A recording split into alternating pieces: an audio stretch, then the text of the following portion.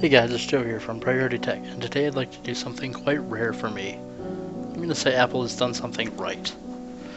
They are refusing to create a backdoor to the iPhone for the FBI under basically any circumstances. Now, I'm not trying to say that Apple is doing this because they really love our privacy, and I'll get into that in a bit here, but they are doing the right thing. But first, if somehow you aren't caught up on this, here's basically what has happened so far.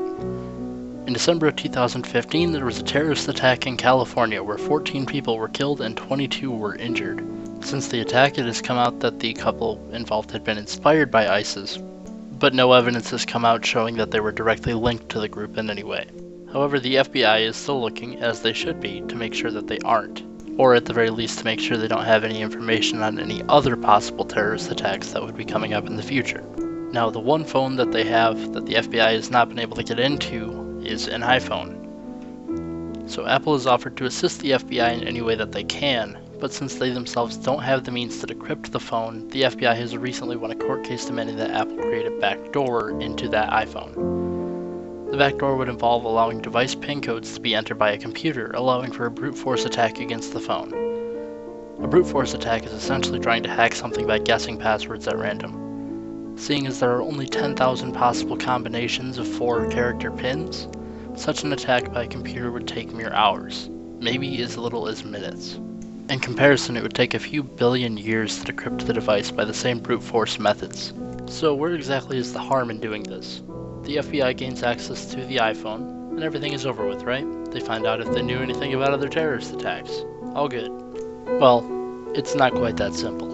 Just designing such a software breeds massive risks.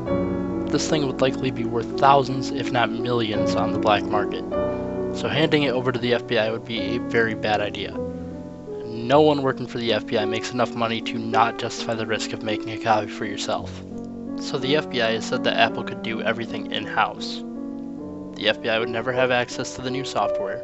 And this is a little bit of a compromised position, but it's not enough. While this does reduce the risk of this falling into the wrong hands, the software developers involved in making it could also easily sell it on the black market. Even if everything goes perfectly and no one sells the finished software, knowing that it can be done would be enough to encourage hackers to attempt to mimic the software. This is the inherent problem with every government official who wants to build backdoors.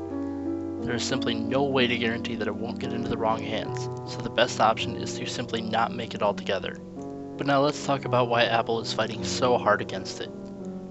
Do they care about consumer privacy?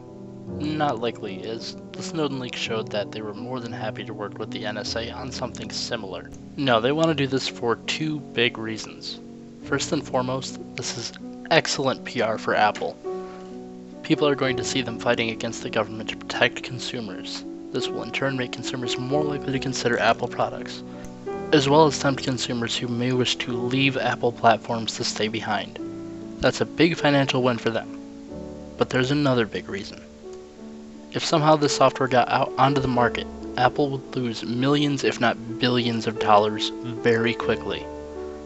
The iPhone no longer being a secure platform would tempt, if not force businesses, one of their largest user bases, away from Apple devices, as well as the massive PR blow that potentially millions of users' credit card numbers, private pictures, browsing history, and who knows what else you keep on your iPhone being stolen would cause. Simply put, fighting this court decision is a win for both the consumer and for Apple, as on the Apple side they will likely make more money because of it, and on the consumer side Apple has now locked themselves into fighting for privacy, and turning back now would be a huge PR blow for them. But yeah, that's it for this video, guys. Thanks for watching, and hopefully you understand a little bit better exactly what the situation is that's going on between Apple